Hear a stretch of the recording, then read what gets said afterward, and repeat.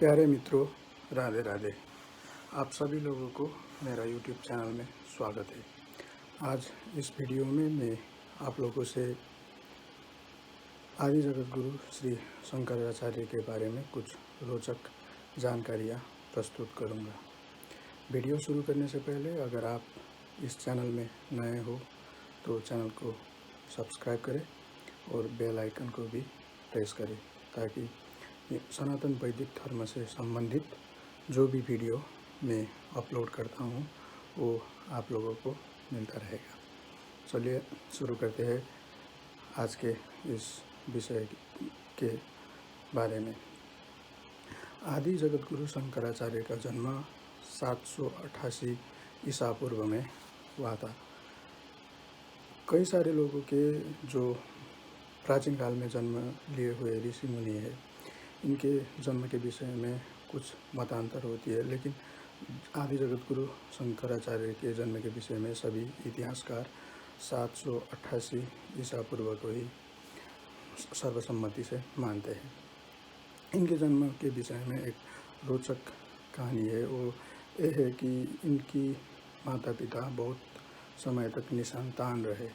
तब एक दिन आदि जगत गुरु शंकराचार्य की माँ के सपना में भगवान शिव आए और उन्होंने कहा कि आपके गर्भ से स्वयं मैं जन्म लूँगा।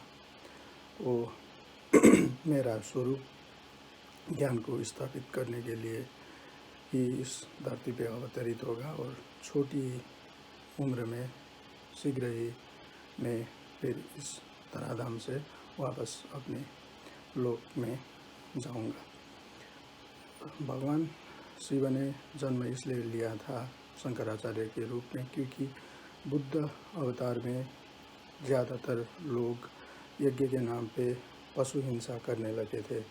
तो वो पशु हिंसा को रोकने के लिए भगवान ने बुद्ध अवतार लिया था और वेद के विपरीत प्रचार किए थे। तो वेद को पुनः स्थापित करने के लिए और बुद्ध धर्म का जो सिद्धांत है उसको वेद से काटने के लिए ही भगवान श्रीहरि के आग्रह पर शिव जी ने आदि जगत गुरु शंकराचार्य के रूप में यहाँ पे अवतार ग्रहण किया था। आदि जगत गुरु शंकराचार्य के जन्म दक्षिण भारत के केरला प्रांत के एक छोटे से गांव कालादी में हुआ था।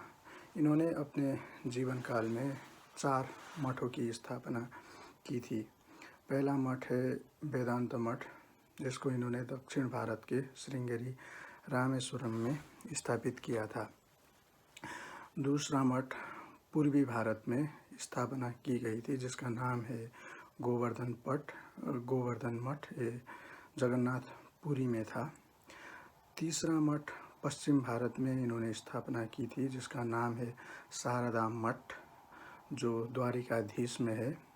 और चौथा मठ जो कि उत्तर भारत में स्थित है, जिसका नाम है ज्योतिपीठ मठ, ये बद्रिकाश्रम में स्थापना की गई थी। बाल्यकाल में उन्होंने अपना समय कालादी में ही व्यतीत किया। तब ये पैदल यात्रा करते हुए नर्मदा के तट पर पहुँचे। वहाँ जाके इन्होंने गोविंद पादाचार्य से संन्यास ग्रहण किया, योग शिक्षा और अद्वैत ब्रह्म का ज्ञान प्राप्त किया। वे वहाँ पर 3 साल तक साधना करते रहे।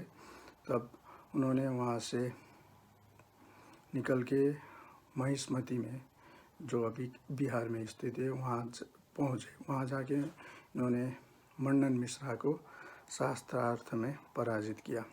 मंडन मिश्रा जो थे, ये इतने बड़े प्रकांड विद्वान थे वेदों की कि इनके घर की जो मैना आदि पालतू चिड़िया थी, वो भी वेद मंत्रों का उच्चारण किया करती थी। जब इन्होंने मंडन मिश्रा को पराजित किया, तब इनकी पत्नी भारती ने कहा कि आपने अभी बस आधा ही शरीर को जीता है, मैं इसकी अर्धांगिनी हूँ, इनकी अर्धांगिनी हूँ, आप जब मुझे भी परास्त करेंगे तब आप विजयी कहलाएंगे।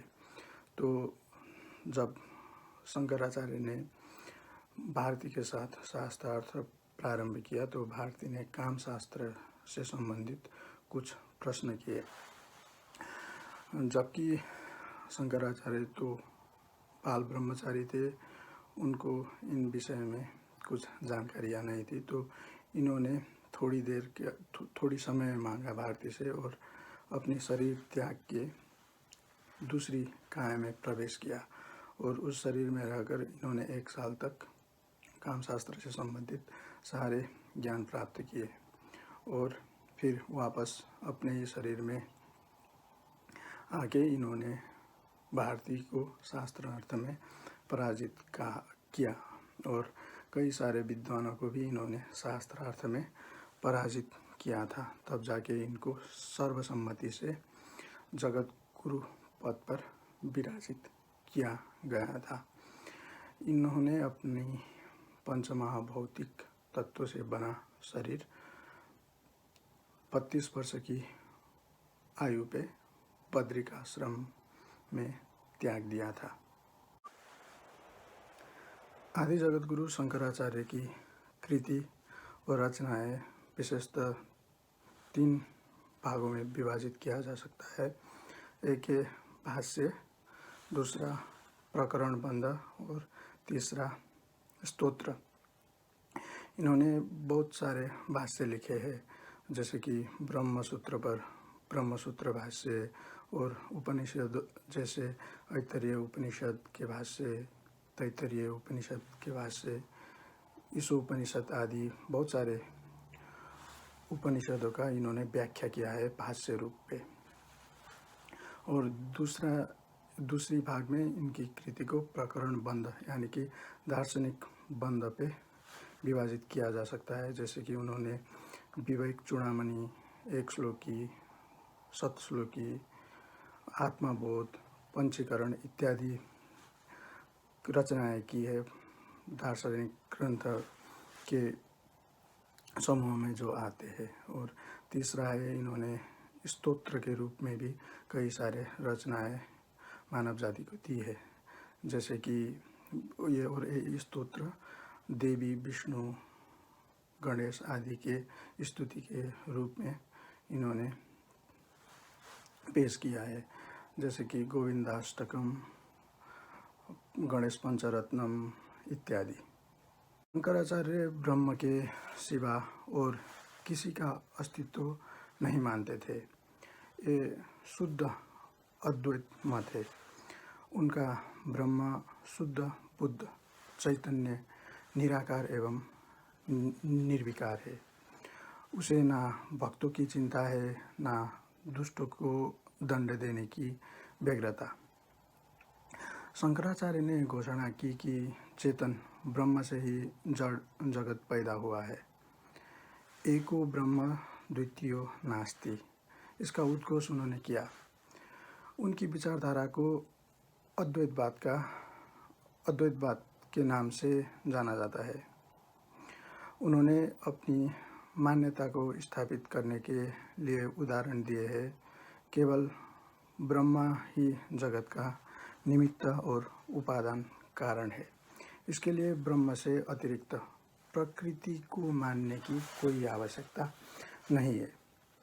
जैसे कि मकड़ी अपने अंदर ही जाला को बनाती है, और वैसे ही ये चेतन ब्रह्म परमेश्वर ने अपने द्वारा ही इस सारी सृष्टि को अर्थात प्रकृति को बनाया है। उनका प्रसिद्ध वाक्य है ब्रह्म सत्यम जगन मिथ्या, अर्थात ब्रह्म की सत्ता वास्तविक है, चेतन ब्रह्म का ही अस्तित्व है और सारा जगत मिथ्या झूठ है, भ्रम है। संसार मिथ्या क्यों है, इसका समाधान देते हुए वो कहते हैं कि जैसे कि अंधेरे में रखे हुए रस्सी में किसी को सांप का भ्रम हो जाता है, वैसे ही इस संसार में हम लोगों को, ब्रह्म में हम लोगों को संसार का भ्रम हुआ है। अच्छी तरह से सोचा जाए तो हम ये जान सकते हैं कि रस्सी में सांप को किसी को भ्रम तब होता है जब उसने सांप को भी देखा हो और रस्सी को भी देखा हो। जब वो जानता हो सांप को भी रस्सी को भी, तब जाके उसको रस्सी में सांप का भ्रम हो सकता है। जो सांप को जानता ही नहीं है उसको रस्सी में सांप का भ्रम नहीं होता है।